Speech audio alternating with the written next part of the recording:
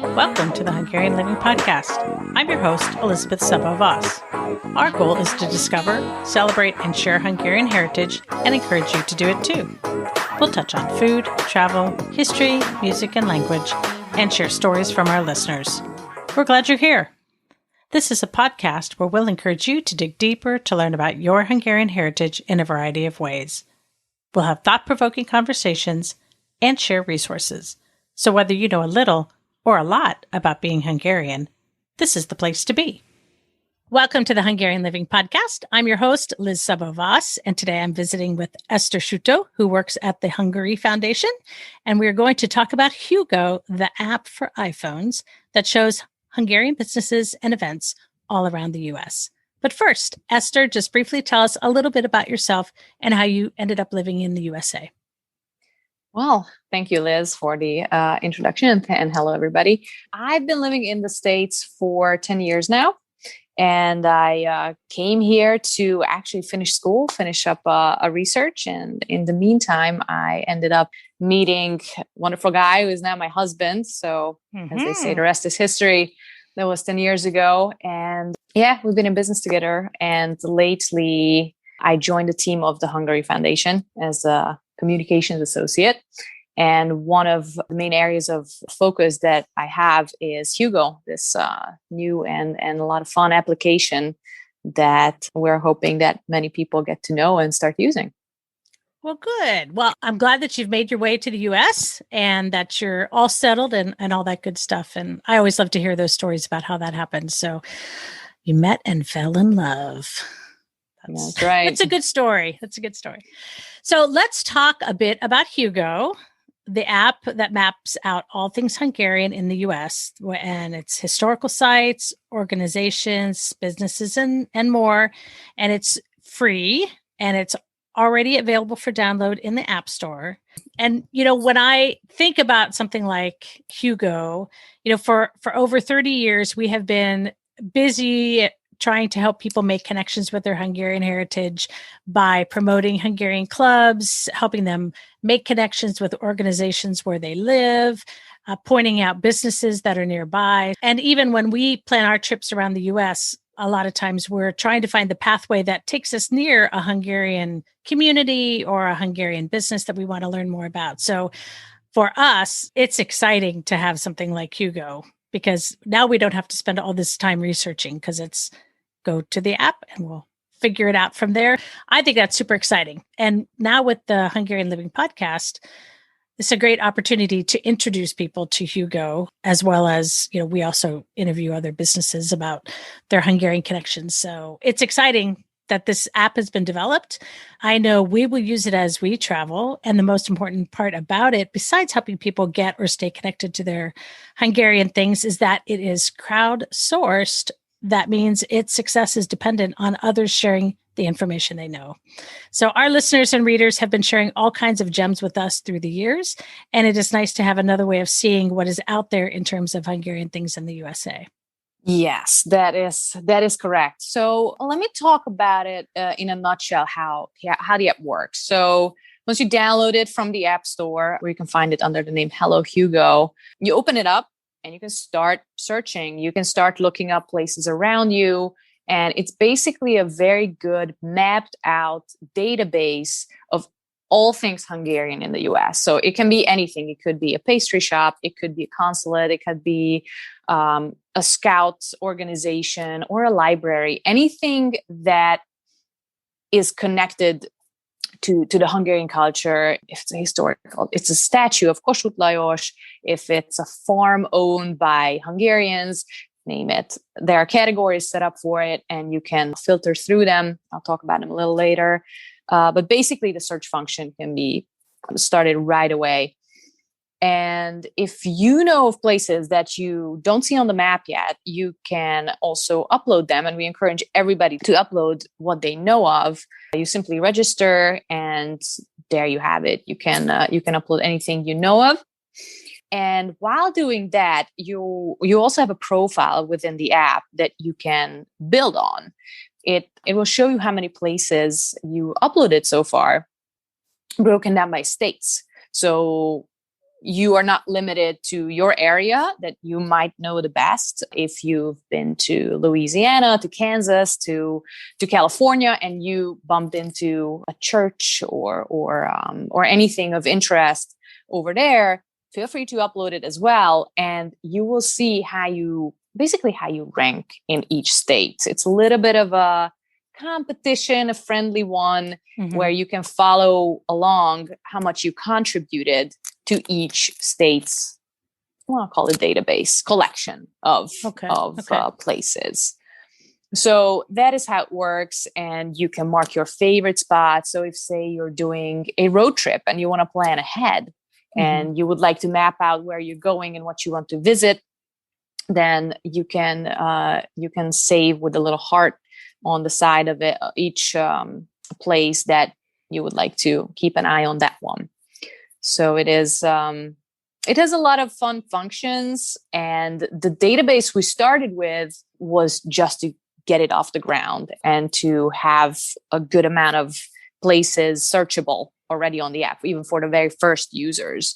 But now that we started, we truly encourage the Hungarian community or anybody who feels like part of it, who is interested to contribute, to come, to upload, to share it on Facebook even, or social media if they found something that, hey, I put this up on HuGo, I put this up on the app.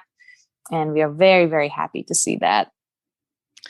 Well, and so just to recap, if somebody knows a place that's Hungarian, that has a Hungarian focus in the US, and they look on the map and it's not there, they are free to register and log it in or sign in and add it as a place of interest.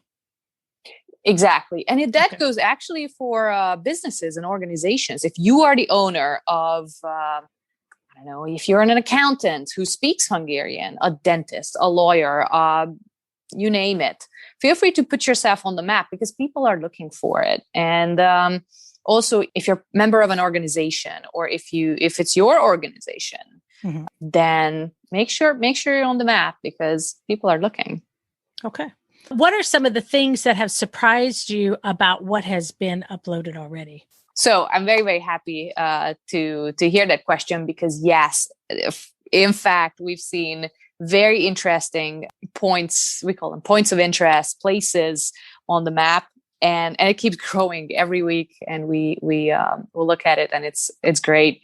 So some of them that are less surprising, but still very, very important is there are so many Kossuth statues in the States. So there's one probably most people know of in the US Capitol, or Cleveland, New York, even. Also, there are Petőfi memorials or plaques all across the country. So we influenced American history quite a bit to see these memorial places and Hungarian names on not just on historical monuments, but street signs and even townships. And that is actually my favorite category, is when I see a Budapest in Georgia or in another state, or there's a Balaton in, I think it's in Minnesota. And there's a town called, there's a Kossuth County. So all these landmarks, geographical points that show up as with names that are so familiar to our Hungarian ears. It is always heartwarming for me. And I thought I knew enough of them that existed. And the people just surprise me, just keep uploading them. Streets and parks. There's a Sík Sándor Cserkész Park in the States that is named like that, name that. So it is really great. One of my other favorites is the world's shortest international bridge, which connects Canada to the US, and it is on the property of a Hungarian family. So when you look at the picture of it, yes, exactly. When you look at the picture of it, it has the Hungarian flag in the middle, the Canadian flag, and the American flag on the two sides. So this is pretty impressive. Yeah. So that's taking commitment to another level. Exactly. And there is just businesses where you wouldn't even expect it. Like in Louisiana, there's a strawberry farm called the Fekete Farm. And it's just, I know a friend discovered it who was just traveling across the area, and she saw the sign, and there it was. And then she uploaded it to HuGo, and then you feel this sense of pride. And yes, I found this and I get to share it with others. So yeah, don't forget that little feeling of joy that comes with it when you contribute and find something. You bet. And it helps other people then find out that it's there. I mean, the point is we have these businesses. It's a great way for them to be featured or highlighted so that other people learn about them because, US is a big country. Everybody can't know everything. So it's nice when there's something out there that somebody says, hey, I'm going to go over there and visit the Fekete farm or whatever the organization is. And not to mention, I have another little story about an organization in DC. It's actually a building. It's called the Kossuth House that has all kinds of Hungarian plaques on it. But when somebody just walks by, they don't know what it is. They don't know, like, it's something Hungarian, but I can't go in. I read the signs. It's still not quite clear what this is. Well, now you have an outlet. Like, let's look it up on HuGo where we are. Let's see what this is. And there you have it in the description. Maybe it even has a website. Maybe you find out that the place offers, I don't know, language courses or something else that you were searching for, or just interesting to know. Okay. Well, good. So how long has this app been in the works, and who is behind the funding of the project? So it's been in the work for quite some years. If I know correctly, it's about 3 years in the development. The team behind it is the Hungary Foundation. So our executive director, Anna Smith-Lacey, has had the idea years ago to map out these all Hungarian things in the US. And so she came to this idea, talking to expats here, and somehow the demand was there to have something like that. Everybody wanted it. And the foundation said, let's do it. Let's do it. We teamed up with a developer agency, and the coding started. And along the way, we really tried to include a lot of people. We had focus groups. We talked to the heads of organizations here in the US, to scouts, to get the input of the community, to make it a project that is shared, that is, yes, so the Hungary Foundation is behind it, but to make it a project of the Hungarian diaspora and the community, and people take the input of the people who would benefit from it. Yes. I think people are very curious about things. They may or may not know things that are in their area, but even just, I know I've just looked at the app, just kind of scrolling around, just looking around. Oh, what's over? We're going to go this way soon.